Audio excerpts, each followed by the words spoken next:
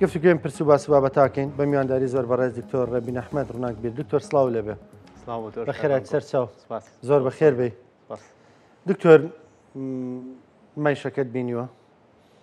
ئەم دەنگدانوی بۆ بە دوای خۆی دادێنێ زۆر زانێمە پێکەوە باسمان لەوە کردووە ینی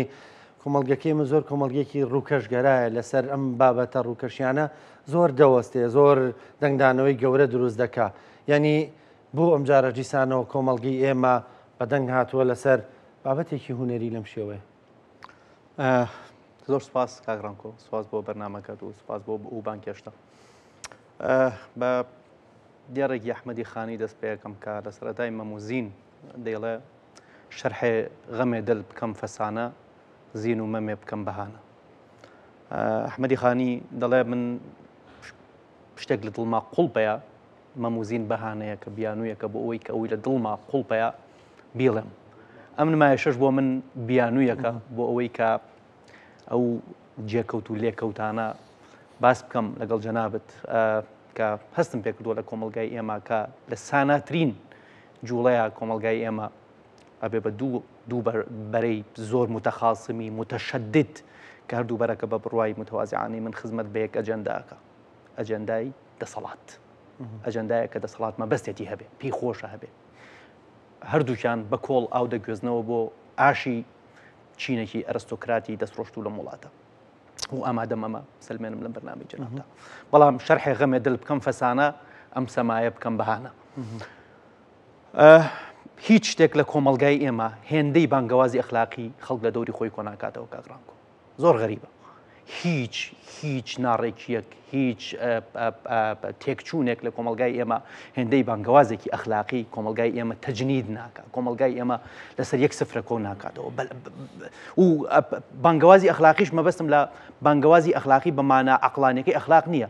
بانگەوازێکی سێکسی کۆمەڵایەتی ئەخلاقی کە خۆی لە سێکس و دیاردە کۆمەڵایەتەکانە کورت کردوێتەوە بەغەریبە بێ دیراسی لەسەر بکرێت بۆچی بانگەوازی ئەخلاقی لە کۆمەلگای ئێمە هێندە پڕپۆتێنسیەلە هێندە بەهێزە هێندە خەڵک تەجنید دەکا هێندە خەڵک تووڕە دەکا لە کاتێکا نا عەقڵی ئینسان و کۆمەلگای ئێمە کە کۆمەلگایەکی دیندارە نەدینەکەش هیچ جۆرە پرۆمۆشنێکیان نییە بۆ ئەوی مرۆڤ لە بەرامبەر بانگەوازی ئەخلاقیە ئەمەندە یەکگرتوو بێ. بەڵێ ئەکرێ تۆ تەماشای کۆمەلگایەکی پێشکەوتووکە لە بەرامبەر بانگەوازێکی ناعەدالەتیە هەموو یەک دەگرێت وەزیرێک گەندەڵە پێشەوەی خەڵکەکە بێتە سەرجادە خۆی دەستەکار دەکێشێتەوە چونکە دەزانێت بەوادری ناعەدالەتی لە کۆمەلگا خەڵکەکە چی لێ دەکات بانگەوازی ناعەدالەتی لە کۆمەلگا پێشکەوتوەکانە کۆمەلگا یەک دەخا بەڵام لە کۆمەلگای ئێمە بەلامەوە سەیرە یعنی هیچ بانگەوازێک هێندەی بانگەوازێکی ئەخلاقی خەڵک ناجوڵێنێ هیچ شتێک هێندەی لەچکی کیژۆڵەیە خەڵک ناجوڵێنێ هیچ شتێک هێندەی ماچێکی پەنهانی ژوانێکی دوو هەرزەکار کۆمەلگای ئێمە ناجوڵێنێ بەلامەوە زۆر غەریبە ئەمە کە بێ دیراسە بکرێت کە ئێمە لەسەری بۆستین هیچ شتێک هێندەی بانگەوازی ئەخلاقی لە کۆمەلگای ئێمە توانای نییە کە کۆمەلگا ئاڕاستە بکە بە دژبەر و هاوبیرەکانی بانگەوازی ئەخلاقیشەوە ئێستام کۆمەلگای ئەمە بۆ بە کۆمەلگایەکی دووبەرەوە کۆمەلگایەک بانگەشەی ئەوە دەکا ئەم سەمایە مەدەنیەتە کۆمەلگایەک بانگەشەی ئەوە دەکا ئەم سەمایە دژی کللتور و دابوونەریتی کوردیە هەردوو بانگەوازکارەکە دوو بانگەوازکاری ئەجێندادارن بەڕاستی. من پێشەوەی بڕۆمە سەر مەسلەی سەماکە ئەمێ باستەوە بکەم واز لەو سەمایە بێنەکە ئەکرێ بەدڵمان بیا بەدڵمان نەبێ هونەرێکە لەوێ ئاراستە کراوە ئەکرێ ئەم هونەرە مێسجی هەبێ و ئەکرێ ئەم هونەرە مێسجی نەبێ هونەر خۆی لە خۆیدا مێسجی هەیە بەڵام زانکۆ نابێ مێسجی هەبێ لە ئەساسدا زانکۆ شوێنێکی محایدی بێلایەنە نابێ مێسج کۆمەلگا ئاراستەی مێسجێکی دیاریکراوە زانکۆ بۆ ئەوەندە بێلایەن بێ بۆ ئەوەندە دوور بێ لە کۆمەلگا دکتۆر من باوەڕم بەوە نییە کە زانکۆ بێلایەن بێ بەڵام زانکۆ نابێ مێسجی هەبێ کاکڕانکۆ زانکۆ مزگەوت نییە نابێ مێسجی معرفی نەخێر زانکۆ دیراسە دەکا بە دەرەنجامێک ئەگەر کۆمەلگە پێی خۆش بێ یا پێی ناخۆش بێ لە ڕێی ئەداتی زانستی دەستی خۆیەوە دەگا بە دەرەنجامێک من لەگەڵ ئەو دیدارەدا نەبووم لە ئاساسدا کە زانکۆ ئەمریکی کردبووی دیدارێکی بێناوەڕۆک و بێمەحتەوا کوردناسی واتای چی کوردناسی کە ئەمە یەکێکە لە بەرهەمەکانی دیدارەکە لە ئەساسدا من ڕخنم لە ویستم لە فەیسبووکەکەی خۆم لەسەر دیدارەکە بنووسم دوایی کە دیم باسەکە بۆ بم باسە گەرمە ئەو بوو جەناب دووتە باسەکەت متەوازنە و پێم خۆشە قسەی لەسەر بکەین دیداری کوردناسی مانای چییە زانکۆیەک یعنی تۆ دیوتا پێچ میلەتێک بڵێ دیداری بەریتانی ناسی دیداری هۆڵندی ناسی دیداری بەلجیکی ناسی شتیوانیە تۆ هاتووی کوردناسیت کردو بە ئۆبجەکتێکی بیر نەکردنەوە کۆمەڵی خەڵک لە دەرەوە هێناوە لە باتی کورد بیر بکاتەوە من لە ئەساسدا کێشەم لەگەڵ بۆی خەڵگوات تێنەگا من هاتووم بەرگری لە سەمایە بکەم یا دژی سەمایەک بۆستمەوە من ئەمڕۆ هاتووم قسە لەسەر دیاردەیەکەکەم کە کۆمەلگای کوردی لە بەرامبەریەوە هەڵوێستی وەرگرتووە کە هەڵوێستێکی ناتەندروستە ئەکرێ سەمایەک نەبێ لە چگلادانێ بێ ئەکرێ نێقاب فرێدانێک نەبێ ئەگاڵ فرێدانێ بێ بەڵام کۆمەلگای ئێمە بۆ ئەکەوێتە سەنگەر لە دیاردەیەکی هوەریەوە لە ئەساسدا دیدارەکەی زانکۆی ئەمریکی بەڕاستی لەگەڵ ڕێزم بۆ سەرۆکی زانکۆ ئەو هاوڕیانی کە لە کەشکۆڵیش دەکەن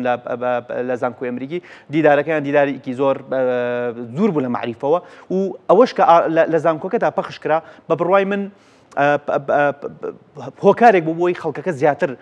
دژی ئەم زانکۆ بوەستنەوە چونکە هەر لە ناوەکەیەوە دیارە زانکۆی ئەمریکی ئەگەر پەڕە بە پەڕی قورئانیش ماس بکە خەڵ دەڵێن ئەجەندایەکی ئەمریکی پێیە وانە هاتووە ئەجەندای ئەمریکی جێکەوت بکات لە کۆمەلگاکەم باوەڕم بەم تیۆری خۆی دکتۆر سەرۆکەکەشی کوڕی یەکێکە لە ڕموزە دیارەکانی کۆمەلگای کوردی کۆمەلگای ئەمە بۆچی لە هونەر تێناگا کاک ڕانکۆ هونەر خۆی لە خۆیدا ئەوەی کە پەخش کرا بەڕاستی وەک ئەوەی کە جێی هێشت لەسەر ساحەکە دیار بوو شۆکە و ئیشی هونەریش لە ئەساسدا ئەم شۆکەیە ئەم شۆکە بدا بە کۆمەلگا بەڵام کاتێک کە کۆمەلگا ناتوانێت لە بەرامبەر ئەم شۆکەوە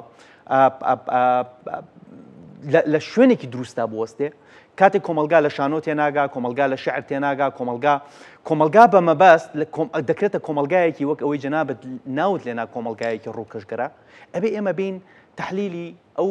ئەداتانە بکەین کە ئەم کۆمەلگایان کردو بە کۆمەلگایەکی ڕووکەشگەرە بەداخەوە لە ساڵانی 60 بەدواوە کۆمەلگای ئێمە بە ئاراستەی کۆمەلگایەکی مارکسی لینینی کۆمەلگایەکی چەپ کۆمەلگایەکی دوو لە دی نەبرا نخبەی ئێمە کاری بەوە هەبوو و لە کۆتایی هەشتاکانیشەوە تەوژمێکی دیکە پیا بوو لە ناو کۆمەلگای کوردێکە کۆمەلگای کوردی بە ئاراستەی بەدینیکردنی کۆمەلگای کوردی ئەم دوو تەوژمە متەتەڕیفە کە یەکێکیان ئیفرات دەکا ئەوی تریان تەفرید دەکا کە یەکی هەردووکیان پەرگیرن لە کۆمەلگای ئێمە حاکمی مطلقی ساحەکەن کە ناهێڵن کۆمەلگا سیر و سلوکی سروشتی خۆی بڕوە هەردووکیان وەک دوو لەمپەر وەک چۆن لەمپەرێک لە بەرامبەر ئاوێکدا دەوەستێت ئەم ئاوا چاوەڕێی ئەم لەمپەرە ناکا و وردە هەڵدەسێ و بەسەری دازاڵ دەبێت ئەم دوو لەمپەرە لە بەرامبەر جەرەیان و جوڵەی کۆمەلگا وەستاون لە سێدەی ڕابردووی ئێمە ڕۆڵێر لەمپەریان گێڕاوە لە تێگەشتنە دیاردەکە کۆمەڵ ناکەی تەوژمی یەکەم ئێستا ینی تا ڕادێک کۆتایی پیاتۆ و تۆژم لێگەڕاوە کۆمەلگە بە سروشتی خۆی چۆن بێ بەڵام تەوژمی دوام زۆر لە برەودایە کە ئێوێ کۆمەلگا ڕیتمە ئاسایەکەی خۆی وەرنەگرێت لە ئەدەبیاتی مەسیحیدا فرێزە هەیە گوزارەیە هەیە پێ دەوترێ دواماچی مەرگ دواماچی مەرگ چییە کاتێک کە مەسیح حەزرەتی عیسا لەگەڵ 12 حەوارەکەی لە شوێنێکدا کۆ دەبنەوە پلاتۆس قرار دەدا بڕیاری ئەوە دەدا کە مەسیحی دیە بێ بکوژێ و لە خاج بدرێ کە دەچێتە ئەو شوێنە پلاتۆس خۆی بە خۆی و شمشێرەکەی و دەچێتە ئەو شوێنە مەسیحی لەگەڵ 12 حەوارێکە بۆ جا ناکرێتەوە یەکێک لە یەهودیەکان کە لەوێدایان بە ناوی یەهودا لە جووەکان ئەڵێ من دەڕۆم مەسیحت پێدەناسێنم ماچی کامیانم کرد ئەوە مەسیحە تۆ دەتوانانی بیکوژی بەم ماچە دەگوترێت دوهەمین ماچی مەرگ بەم دیاردانە کە لە کۆمەلگای ئێمە کەوتونەتە برە و من دەتوانم لە ڕێ ئەدەبیاتی مەسیحیەوە ناوی لێ بنێم دوهەمین ماچی مەرگی کۆمەلگای ئێمە کاتێک کۆمەلگایەک ئامادەنیە لە هونەر تێبگا کاتێک کۆمەلگایەک ئامادەنیە لە شعر تێبگا کاتێک کۆمەلگایە لەسەر پێیە بۆ هەموو جوڵەیەکی ئەخلاقی دەستی لەسەر پەلەپیتکەکەیە و وا دەزانێت کۆمەلگا کەوتۆتە مەزەقێکی تەواو قوڵەوە و ئەگەر ئەم نەبێت ئەخلاقی کۆمەلگا لە خەتەرایە ئیدی ئەمە ناتوانین جگا لە دوهەمین ماچی مەرگ بە شتێکی دیکەی بشوێنین من کە کۆمنتی خەڵکم دەدی پۆستی خەڵکم دەدی لەسەرم دیاردەیە بەڕاستی خەفتم بۆ ئەو ماچە دەخوارکە کۆمەلگای کوردی لەلایەنم ئیسلامیست و لەلایەن ئەم ئەجەندادارانەی ئیسلامی سیاسی و لە کۆمەلگا بەریەکەون تەماشاکە کۆمەلگای ئێمە چەند دوا کەوتووە کاتێک کە کەعبی کوڕی زوهەیر دیارە کەعبی کوڕی زوهەیر شاعیرێکی هەجووخوان بووە هەجووی پێغەمبەر درودی خوای لەسەر بێ لەگەڵ هاوڵەکانی کردو هەجووی زۆر خراپ هەجووی مستعار هەجی عار کە باسی لە ژنان و کشانی مسلمان کردووە بە هەجوویەکی زۆر خراپ پێغەمبەر درودی خوای لەسەر بێ فەرمان دەکات لە هەر کوێ کەعبی کوڕی زوهەیرتان کرد بیکوژن بەڵام کەعبی کوڕی زوهەیر مسلمان دەبێت و دێتە خزمەت پێغەمبەر و پێغەمبەر لی خۆش دەبێت چۆن دێتە خزمەت پێغەمبەر قەسیدەکەی کەعبی کوڕی زوهەیر بەچی دەست پێ دەکات کە پێغەمبەر درودی خوای لەسەر بێت لە پای ئەو قەسیدەیە لە زوهەیر خۆش دەبێت بانەت ئەڵێ سوعاد گەڕایەوە دیسان وەک بڵێ شیرین گەڕایەوە دڵی من هێشتا لێ دەدا بۆی دڵی من ئەکوڵێ زۆر دەمێکە لەم غایبە ئەم دڵی من بۆی چل دێر ئەم دڵی من شێت و شەیدای بووە چل دێر مغازەلەی سوعاد دەکا کابی کوڕی زوهیر و پێغەمبەر گوێی بۆ دەگرێت دانیشتووە ئەژنۆ لە ئەژنۆی پێغەمبەر ڕوو بەڕووی پێغەمبەر درودی خوای لەسەر بێت چاوی لە چاوی پێغەمبەرە مغازەلەی سوعاد دەکا بانت سعاد فقلبي اليوم متبول متيم أثرها لم يفدى مكبول هيفاء مقبلة ونيا عجزاء مدبرة لا يشتكى قصر منها ولا طول ولا نبالا برزي نبالا كورتي شكواي لينية بالايا وندريك وجوانا چل دێر مغازەلی سوعاد دەکات پێ بڵێ ئەبێ ئەدەبیات دەرکەین لەم شەڕە ئەوە تا لە بەردەم پێغەمبەری ئیسلامدا یەکێک بەڵێ تەماشاکە خەریکی غەزەلیاتە چل دێر مغازەلەی سوعاد دەکات بەبێ ئەوەی ناوی پێغەمبەر بێنێ هاتووە پێغەمبەر لی خۆش بێت درودی خوای لەسەر بێ دوای ئەوە دوای چل دێر لە مغازەلەکردنی سوعاد دەڵێ چی أنبئت أن رسول الله أوعدني والعفو عند رسول الله مأمول بیستومە کە پێغەمبەر درودی خوای لەسەر بێ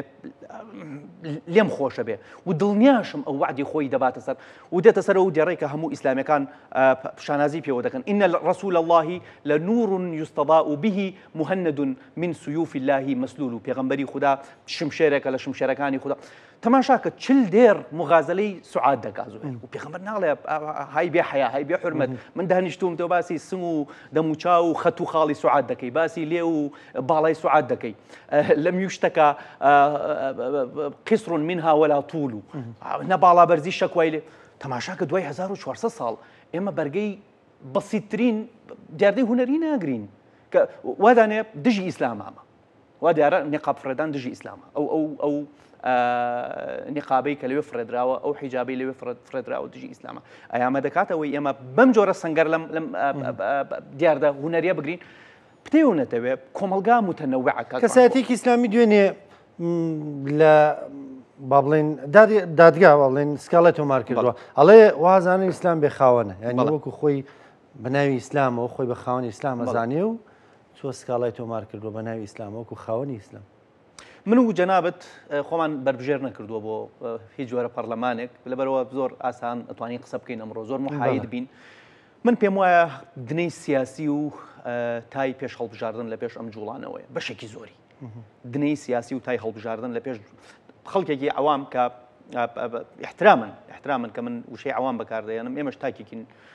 لەو کۆمەلگایە بەڵام خەڵکێکی عوام کاتێک کەوێتە یاری عوام فریوەکان کاتێکەوێتە یاری ئەوانەی کە ئەجێندایان هەیە بەمەبەست ئەم کارە دەکەن ئەوە معزورن وانە بەڵام تۆ کاتێک کە شانۆیەکت هەیە ناکرێت ئەم شانۆیە لە ڕێگەی دادگاییەوە یەکلایکەیتەوە جەنابیش دەتوانی لە ڕێی شانۆیەکەوە جوابی ئەوە بیتەوە کە بۆ نمونە لا ئێستە ئەمان ناڵێن ئێمە زۆر دژی ئەلمانیەتین و ئەتوان لە ڕێی شانۆیەکەوە بۆ نمونە جوابی لا ئێستە بنەوە لە ڕێی نووسینێکەوە لە ڕێی دیاردەیەکی هونەریەوە کۆمەلگای ئێمە کاکڕانکۆ نەک بۆ شانۆگەریە کە دیاردەیەکی تەواو هونەریە دیاردەیە کە تۆ دیاردەیەکی سمبۆلیکیە یعنی واقعاندنی سمبۆل زۆر مشکلەیە تەنانەت لە دینیشدا دەبێتە مشکلە ئێمە ئەگەر بین لە دیاردە دینیەکانی وەک دیاردەیەکی موسا و خزر ئەو فقه شریعەتەی کە موسا قسەی لەگەڵ خدری زیندە پێ دەکا بیواقعێنین تووشی ئیشکال دێن زۆر بەڵێ ئینسانێک دەکوژرێ بەلەمێک کون دەکرێ وانە مناڵێک دەکوژرێ واقعاندنی سیمبۆل زۆر کێشەیە نەکرد لە هونەردا لە دیاردە دینیەکانیشدا ئێمە ناتوانین سمبۆلەکان بەواقعی بکەین تەسلیمی واقعام بکەین سمبۆل ئاراستەیەکی هەیە بۆ دیاردەیەکی لە خۆی گەورەتر یعنی تۆ لە ڕێگەی سمبۆلەوە ئەتەوێت پەیامێ بگەێنی ئەم خانمانە بۆ نمونە بە هەر بیان دووادانێم خانمانە هاتوون دژایەتی ئیسلام بکەن باشە ڕوونکردنەوەیەک بین دکتۆر یعنی ئێمە گزارشتە لە چرکەساتێکی مێژوویی کە منبەج ڕزگارە کرێ شەڕوانەکان دەچنە هێزیە پەژە هێزی ژنان دەچنە نێو منبەجەوە و ڕزگارێکن لە دەستداش هەندێک لەو خانمانی کە لەوێ نەژێر دەستی تیرۆریستانی داژدان یعنی عەباقەیان فڕێ ئەدەن ئەم چرکەساتە هونەریە ئەوێ ئەو چرکەساتە مێژوویە بگێڕێتەوە مەلایەنداری ناکەین بەڵام چرکەساتێکی مێژووی دەگێڕێتەوە ینی هونەر دەیەوێت گزارش لەوە بکە بۆی لای بینەران ڕوون بێ کە پەیوەندی نییە بە ینی خانمانی ئێستەوە وەنی خاوی ئێستەوە پەیوەندی بە چرکەساتێکەوەی کە گزارشتە لە ڕزگاربوون لە دەست داعش من بەرگری لەم شۆیە ناکەم و دژیشی ناوەستم ئەمە هونەرە بێگومان ئێمە تەناقسە هونەر دیاردەیەکی ئەعتیباریە دیاردەیەک نییە ئێمە قبولی کەین یا ڕەدیکەینەوە هونەر مەسەجی پێ ئەشێ ئەم مەسجە قسە لەگەڵ تۆ بکە بەدڵی من نەبێ ئەشێ قسە لەگەڵ هەستەکانی تۆ بکە و ئەشێ قسە لەگەڵ تۆ نەکە لە هونەردا لە سینەمایە لە شعردا لە وێنەدا ئەو سیمبۆلانەی کە بەکارهێنرێن زۆر جیاوازن لەو سیمبۆلانەی کە زۆر جیاوازن لەو واقعیاتی کە لە ساحەکەیە لە واقعدا دەگوزارێ ئێمە ئەگەر بێت و هەموو دیاردەیەکی هوەری و هەموو دیاردەیەکی شعری بواقعێنین تەسلیمی واقعی بکەین ئەبێن نالی و مەحوی لە ئەدەبیات و لە ئەدەبیاتی دینی خۆشمان بکەینە دەرەوە لە چووکە لەوێش باسی خەت و خاڵ کراوە ئەو هەجووی کە نالی یا ئەو وەسفی کە نالی بۆ مەستورەی دەنووسێ ئێمە مامۆستا ئاینەکانی ئێمە ناڵێن حوجرە نالی بەرهەمهێناوە ئایا دەتوانن لە سەر مینبەری مزگەوتێک ئەو شعرێکە نالی بۆ مەستورەی نووسیوە بیخوێنەوە بێ زەحمەت لەبەرەوە لە هێنێتە مستەوای گوێ درێژەکەی لە هەندێک جێگەدا بەڵێ ئێوە مەقبول نییە بۆ کۆمەڵ بەڵێ لە هونەردا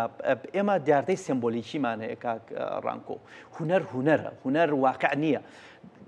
ئەشێ وەک گوتم ئەشێ ئەم خانمانە لە ڕۆژئاوای کوردستانەوە هاتبن تعبیر و گزارش لە فترەیەکی مێژوویی خۆیان بکەن کە تێیدا ئەم جلوبەرگە ڕەمزی ستەم بووە ئەم جلوبەرگە ڕەمزی ستەم بووە و جلی ژێرەوەیان ڕەمزی ئەوە بووە کە ئەمان لەم ستەما هەڵهاتوون ئەکرێ من ئەمەم قوبوڵ بێ سبینێ من ئەگەر هەر کوردم ئەگەر بێم پەچە و جەمەدانی بە زۆر پسە پێێنم بەسەر خەڵکدا ئەو خەڵکە دەتوانن وەک ئەوەی کە بەرامبەر من هەڵوێست وەرگن پەچە و جەمەدانی فرێدن لەبەرەوەی من بە زۆر سەپاندومە ئەم شتە لە ڕێگەی پەچە و جەمەدانیەوە من هاتووم زوڵمم کردووە گوێم لێیشیان بوو دەیوت دەکرێت ئێمە جەمەدانی سوور بۆ نمونە وەک ڕەمزێک بۆ بارزانەکان فڕەدەین ئەگەر ڕۆژێک لە ڕۆژان جەمەدانی سوور بوو بە منبعی زوڵم بوو بە منبعی چەسانەوە هونەرمەندێک دەتوانێت لە ڕێگەی فرەدانی جەمەدانیەکی سوورەوە بۆ نمونە تعبیر و گزارش لە بۆچوونی خۆی بکە منێکی قسەکەر لە ڕێگەی قسەکردنەوە دەتوانم لەگەڵ تۆ تعبیر لە ناڕزایەتی خۆم بکەم هونەرمەندێ دەتوانێت لە ڕێگەی وێنەکێشانیەوە شاعیرێک دەتوانێت لە ڕێگەی شعرەکانیەوە تعبیر بۆ نمونە جەمەدانی سوور بکە لێرەدا قسەکە لەوەیە ئایا کۆمەلگای ئێمە بۆچی ئەوەنە ڕووکەش بووە بۆچی ئەوەنە لە بەرامبەر دیاردا ئەخلاقیەکانە ئەوەنە ساویلکەیە ئەوەنە خێرا دەجوڵێ یعنی دیاردەی تەماشای دینداری ئێمە بکە کاک ڕانکۆ دیاردەیەکی ئەخلاقی سێکسی کۆمەڵایەتی گرنگە لە منزومە دینێکەوە یا دیاردەیەک وەک دیاردەی عەدالەت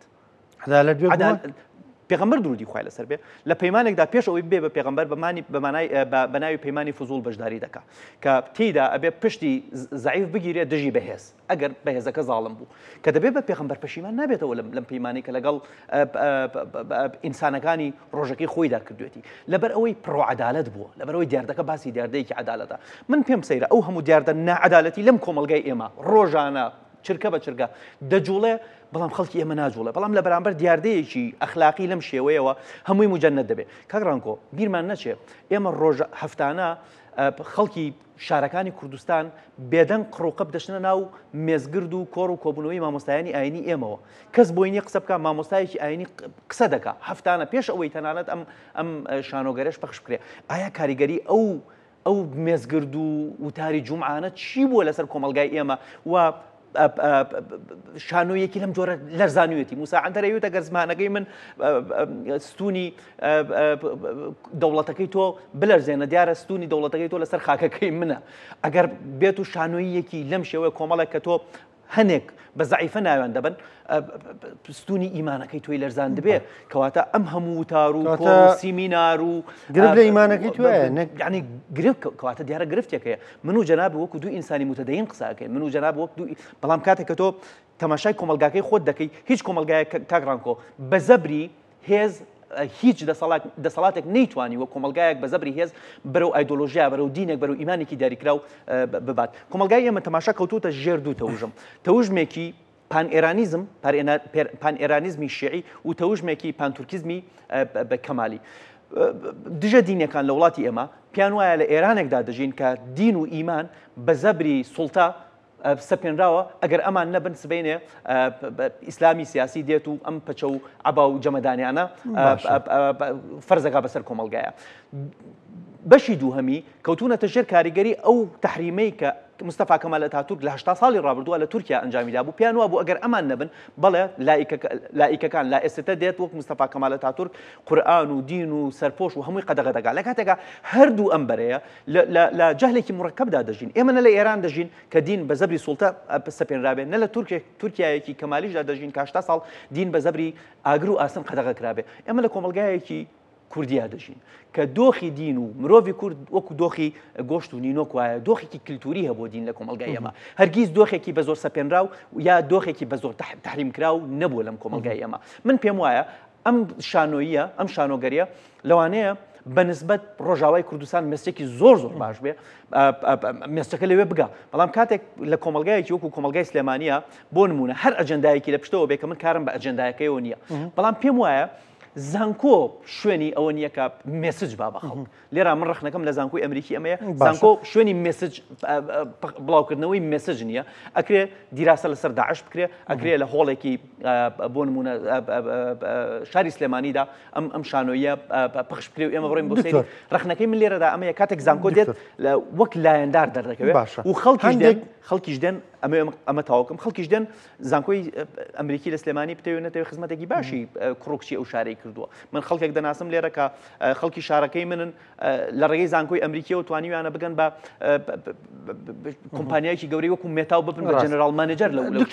لەبەر قسەکەمان لەسەر خودی زانکۆ نییە زانکۆیەکەوە کۆر زانکۆیەکی تر قسەکەمان لەسەر خودی زانکۆکە نیە نمایشێکی هونەریە لەوەیە لارجێکێکی تر نمایش بکرایە کاردانەوەکە ینی گرنگە ینی هەندێک دەڵێن ئەم کللتورە ئەوەی کە ئێستا بەشێک لە ئیسلامیەکانی کوردستان لێ بەدەنگاتون کللتوری کوردی نییە ئیتر بۆ ئاوا خۆیان تێکدا هەندێکیش ئەوانیش هەندێکیان ینی لیانم بیستوە بینیومە تارەکانیان خوێندێتەوە دەڵێن ئێمە بەرگری لە ئازادی دەکەین نیقاب ئازادی کەسیە بۆی بەرگری لێ دەکەین ئایا لێرەدا ڕازگۆن ینی بۆ ناگەر خانمێکیش مەیکەپێکی زۆر بکات جلو بەرگەکەی بەنەوەیەک بێ ئازادی خۆیەتی ئایا هەمان شێوە بەرگری لێکەن وەک عەرزم کردی لێرەدا سوڵتەیەک هەیە ئیسفادە لەم دووبەرەیە دەکا و هەردوو ئەم بەرەیە ئاو دەکەنە ئاشی سوڵتەیەک بتر سوڵتەکە سوڵتەی سێبەرە سوڵتەی دەسەڵاتداری مەوجودە سوڵتەیەک هەیە پێی خۆشە ئەم دوردۆنگیە هەبێت سوڵتەیەک هەیە پێی خۆشە ئەم دووبەرەیە بەردەوام لە بەرامبەر یەکدا بۆستن بە تایبەتی لە مەسەلە ئەخلاقیەکان من پێم وایە هەردوو بەرەکە لە هەڵەدان ئیسلامی سیاسی خۆی ئیمانی بەو جۆرە جلو بەرگە نیە ئەوان زیاتر سەر بە منزومەیەکی ئێرانی تورکین ئیسلامی سیاسی بە تایبەتی حزابی سیاسی کۆمەلگەی ئێمە یەکگرتووی ئیسلامی کۆمەڵی ئیسلامی لە ئەوەی کە دەیبینین لە مێدیاکانیانەوە لە ژیانی ڕۆژانیانەوە ئیمانیان کەسیان بەم جۆرە جلوبەرگ ناپۆشن ئەوەی کە بەم جۆرە جلوبەرگ دەپۆشێ بەشێکی دیاریکراوی زۆر دیاریکراوی ناو سەلەفیەکانن لە کوردستانەوە لە خلیج زیاتر ئەم جۆرە جلوبەرگە باوە هو هیچ من لە دوێنێەوە بە شوێن سەرچاوەدا دەگەڕێم هیچ دلیلێک نییە کە ئەم جلوبەرگە جلوبەرگێکی تەواو ئەو جلوبەرگە شەرعیە بێ کە قورئان داوای کرد و قورئانی پیرۆز داوای کردووە بەشێکیان پێ حتا هەنێک لە جومان هەیە هەنێک لە یەهودیمان هەیە بە ناوی جوێی حەریدی ئەم جۆرە جلوبەرگە پۆشن نیقابیان هەیە و دزداشەیەکی ڕەش ناوێکە ڕەنگی ڕەش زیاتر بپۆشن یعنی ئەمە تایبەت نییە بە دنیای ئیسلامەوە بەڵام لە بەرامبەریشدا تۆ ئەبێ بە ئینسافەوە قسە بکەین کاتێک کە ئینسانێکی عەوام لە کۆمەلگایە کاکە ئەکەوێتە ژێر کاریگەری ئەوان فریوەکان و دڵی ئەسووتێ بۆ دینەکەی دڵی ژان دەکا بۆ دینەکەی و پێی وایە ئەم دەبێ هەڵوێست بنوێنێ ئەگەرنا دینەکە لە خەتەردایە ئەگەرنا ئیمانی لە خەتەردایە ئەبێ بە ئینسافەوە لێرا قسە بکەین ئەم جلوبەرگە نەخێر جلوبەرگی شەرعی نییە لە ئەساسدا کە جلوبەرگی شەرعیەوەی ئێمە بیستومانە سپۆڕی من نییە بەڵامەوەی کە من بیستومە لە ئەهلی اختصاص و لە دوێنێشەوە چەند مختصێکی ئەو بوارم دواندووە حتا سەید تەنتاوی کە مدیری ئەزهەر بووە لە ساڵی 2009 محاسبەی یەکێک لە کچەکانی زانکۆی ئەزهەر دەکات کە نیقابێکی سپیشی پۆشیوە پێی لا دەبا و پێی دەسەلمێنێت کە ئەم جۆرە نیقابە لە ئەزهەر یەکێک لە دامەزراوە گرنگەکانی دنیای ئیسلام و لە بەرامبەریشدا کۆمەڵەکان من بەلامەوە سێرەکە کەسایەتێکی وەک ئەو کەسایەتی جەنابە باسێکرد داواقەی دەکا پارتەکەی خۆی ئیمانی بەم جۆرە لە جلوبەرگ نییە وەختی خۆی لە تورکیادا یەکێک لە سکۆڵەرەکان یەکێک لە عالمەکانی وڵاتە کە نەیان دەهێشت کچانی لە چک بەسەر پشنە زانکۆکانی تورکیا فتوایەکی یا بوو فتوایەکی لۆکاڵی کە لە چک لە فروعاتە ئەکرێ ئینسانێک کە بۆ ئەوەی بچێتە زانکۆ قوربانی بە لە چک بە بۆ ئەوی لە خوێندنەکەی دانەبڕێ. دوای ئەوە سەرۆکی وڵاتە سەرۆکۆماری ئەو وڵاتە کە کەوتە نیزاع لەگەڵ ئەو زانە ئاینەیە وەک تانە و تەوس دەیدایەوە بە ناوچاوە دەوی تۆ مسودەی تۆ عالمێکی جعلیت عالمێکی فەیکی زانایەکی فەیکی وەختی خۆی لە ڕۆژەکەی خۆدا وتوتە لە چک لە فروعاتە لەبەرەوە ئەمە دیاردەیەکی مشتومڕ هەڵگرە ئایا ئەمە فعلەن حجابی خانمی مسلمانە ئایا فعلەن ئەمە حجابی کوردەواریە کە ئێمە دایک و نەنک و ئەوانەی پێش ئەمانیان لەبەر بۆ نەخێر بە دڵنیاییەوە ئەمە حجابێکە لە بەشێکی دیاردەیەکی کللتوری خلیج عەرەبیەکە لەبەر تەپوتۆز و گەرمای ئەو مەنتیقانە ئەم جۆرە حجابیان پۆشیوە و بەشێکی تریشی لە ڕێگەی لە هەنێ لە وڵاتە خلیجانە لە ژێرم عەبایەوە تاوان دەکرێت ینی ئینسانێک دەتوانێت لەگەڵ خانمێک زیاتردا بێ و کەس لە دەرەوە نایناسێتەوە کە ئەم کەسە پەچەی پۆشیوە یان نا کێ ئەو کەسێک کە پەچەی پۆشیوە لەژێر ئەم حیجابەوە بەڵام قسەکە لێرەدا ئەمەیە ئایا لە کۆمەلگای ئێمەیە ئەم دیاردانە بۆچی ئەم مەفرەقە قوڵە دروست دەکەن کۆمەلگای ئێمە هەر لە ئەساسدا هەر لە بنەڕەتدا سروشتێکی تەندروستی نییە بەدەست تحریفانی دژەدین و ئەوانەی کە تەدلیل بە دەقی دینی دەکەن ئەوانەی تحریفی دەقی دینی دەکەن و دژی دەقی دینین فەزایەکیان خۆڵقاندووە لە بەرامبەردا ئەوانەی تەدلیلەکەن تەنها دەقی دینی بە پاساو دەهێننەوە بۆ بەرگریکردن لە خۆیان و پیان وایە ئەگەر ئەمانە بن دین لە خەتەردایە ئەم جەوەیان خۆڵقاندووە کە لە دوجاردا هەموو ئاوی ئەم باسە بە بڕوای من دەگەڕێتەوە بۆ دەسەڵاتێکە سوود لەم جۆرە تەشەن و جانابینی لە کۆمەلگایە. بەڕێز دکتۆر ڕەبین ئەحمەد ڕووناک بیر سپاس دەکەم سپاس بۆ بەشداریکردن سپاس بۆ خستنە ڕووی بۆچوونەکانت لەبارەی ئەو گفتوگۆی لە کۆمەلگەی ئێمەدا دروست بووە.